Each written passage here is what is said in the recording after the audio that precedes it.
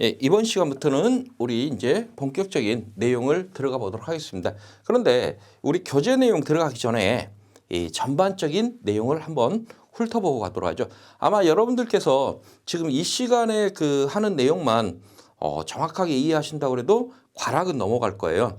그래서 이제 여러분들이 재배하기 어렵다라고 하시는 이유들을 봤더니 이런 이유예요. 대부분 다 이 교재 내용처럼 교재 내용 활자대로 암기하려다 보니까 이 어렵다라는 얘기예요. 그런데 가만히 봤더니 앞에서 나온 내용이 뒤에서 또 나오고 그 뒤에서 또 나오고 이렇게 반복되는 내용들이 많거든요.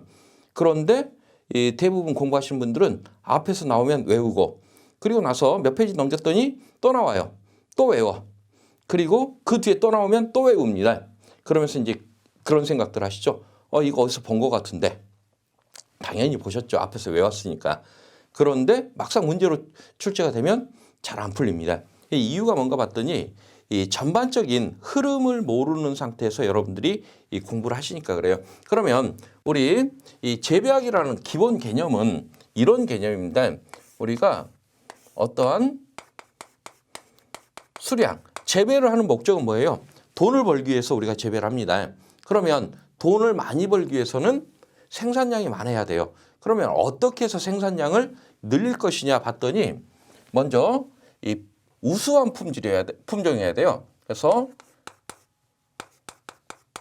작물의 유전성, 유전에 따라서 생산량이 많은 작물이 있는가 하면 생산량이 적은 작물이 있겠죠.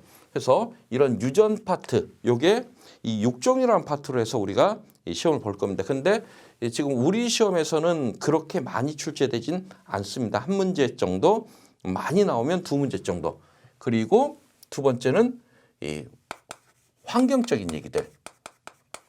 그래서 이 환경에는 토양이라든가 온도라든가 수분이라든가 광이라든가 대기라든가 또는 생물 이런 내용들이 들어가고 있어요. 그래서 어떤 토양 조건에서 또는 어떤 온도 조건에서 어떤 광 조건에서 이 재배를 했을 때 우리가 가장 생산량을 많이 얻을 수 있느냐 하는 얘기가 이 환경에서 나올 거예요. 그런데 이제 이 환경에서는 이러한 환경들이 어찌 보면 작물 수량에도 영향을 대단히 크게 미치는데 반대로 이 환경에 의해서 피해가 발생하는 경우도 있죠. 그래서 어떠한 재해가 발생했을 때 이 수량은 대단히 감소하게 될 것이다. 그런데 우리 시험이 이 농업재해보험 손해평가사입니다.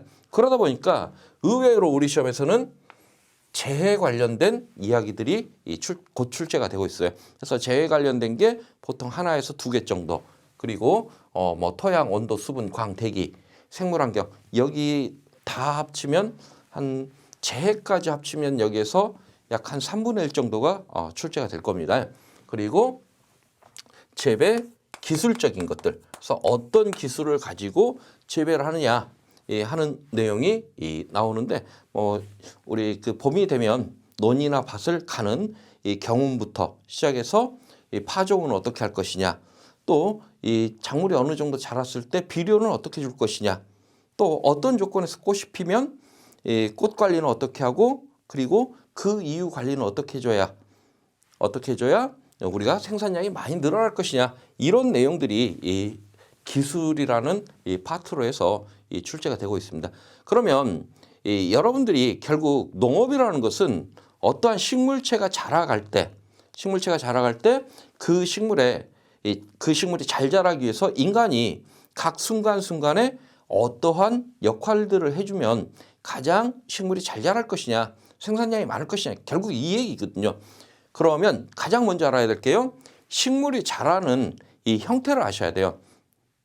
그래서 이 종자에서 씨앗에서 싹이 나와서 자라고 꽃이 피고 그리고 나서 나중에 가서 다시 이 씨앗, 종자가 생성되는 이 전 과정들을 먼저 여러분들이 이해를 하십시오. 그것을 우리가 생활환이라고 표현합니다. 식물의 생활환을 알면 이 각 단계별로 인간이 해줄 수 있는 부분들을 우리가 알 수가 있어요. 그게 결국은 농업입니다. 그런데 이런 생활한이라는 걸 모르는 상태에서 외우다 보니까 결국 점수가 안 나온다는 얘기거든요. 우리 그러면 이 작물의 자라는 형태를 한번 볼까요? 이 종자를 봤더니 이런 종자가 있고 이런 종자가 있습니다. 꼭 뭐 같아요? 요건 그 쌀. 얘는 감시 쪽에 보면 이렇게 돼 있죠. 그래서 형태가 달라요. 왜 다른가 봤더니 이 구분할 때 봤더니 얘는 단자엽 식물이라고 표현합니다. 다른 표현으로 외떡잎 식물이라고 그러죠. 이 경우에는요 쌍자엽 식물이라고 표현합니다.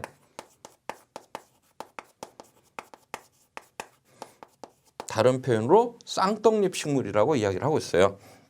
그래서 종자의 형태가 다르다는 얘기는 이 결국에 가서 싹이 나오는 형태도 달라지더라는 얘기예요. 그래서 이 단자엽 식물의 싹이 나오는 형태를 봤더니 이렇게 쌍자엽 식물은 이런 형태로 싹이 나오더라는 얘기죠. 그래서 봤더니 얘는 이 자엽, 떡잎이 한 장 나오고 얘는 떡잎이 두 장이 나옵니다. 나오는 형태가 완전히 다르죠. 그리고 뿌리 형태도 어때요? 이렇게 수염 모양의 수염 뿌리인데 얘는 이 주근에 측근이 붙는 이런 형태의 발화습성을 보이고 있어요. 이것들을 봤더니 여기서 이제 가장 기본적으로 나올 수 있는 문제가 다음 중 배유종자, 무배유종자 이런 얘기들이 나옵니다. 다음 중 배유종자는 또는 무배유종자는 이런 그 문제가 나오는데 만약에 그런 문제가 나오면 싹이 나오는 형태를 보십시오. 예를 들어서 단자엽 식물 같은 경우는 지금 여기를 배라고 표현합니다. 또는 배아라고 얘기를 하죠. 그리고 여기가 이제 배유가 돼요. 그래서 지금 이 배유는 결국 젖유자 우유란 얘기예요.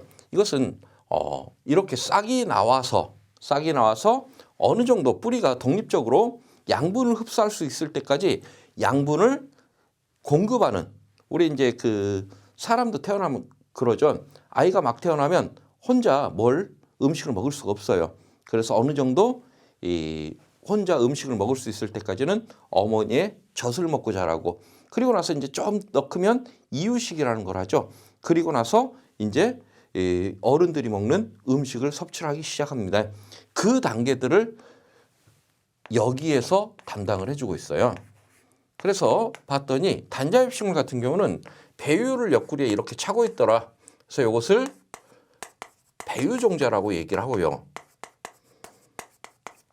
쌍자엽 식물은 어때요? 배유 어디 갔어요? 배유가 없습니다. 배유 대신 두 장의 떡잎이 올라왔는데 배유가 없이 떡잎이 올라왔다 해서 배유가 없다 해서 무배유 종자라고 표현하죠.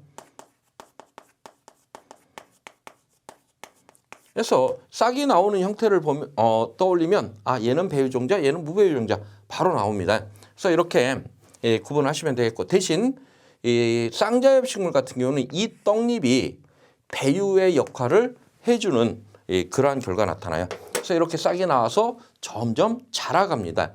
근데 자란다라는 것, 이 자란다라는 것은 결국 어떠한 식물의 세포가 새로 만들어지지 않으면 자라지가 않습니다. 그래서 이 세포가 만들어지는 걸 봤더니 이 자라는 현상을 봤더니 자라는 위치가 정해져 있더라는 거예요. 그래서 단자엽 식물의 대표 우리 그 벼라든가 갈대 같은 거 그리고 쌍자엽 식물 나무 같은 경우들은 거의 대부분 쌍자엽이죠. 그래서 나무 이거 두 개를 봤더니 둘 다 위로 키가 큽니다. 그리고 아래로 뿌리가 뻗죠. 이렇게 위로 키가 크고 땅속으로 뿌리가 뻗는다라는 것은 맨 끝에 그것을 맨 끝 정단이라고 표현해요. 그래서 정단에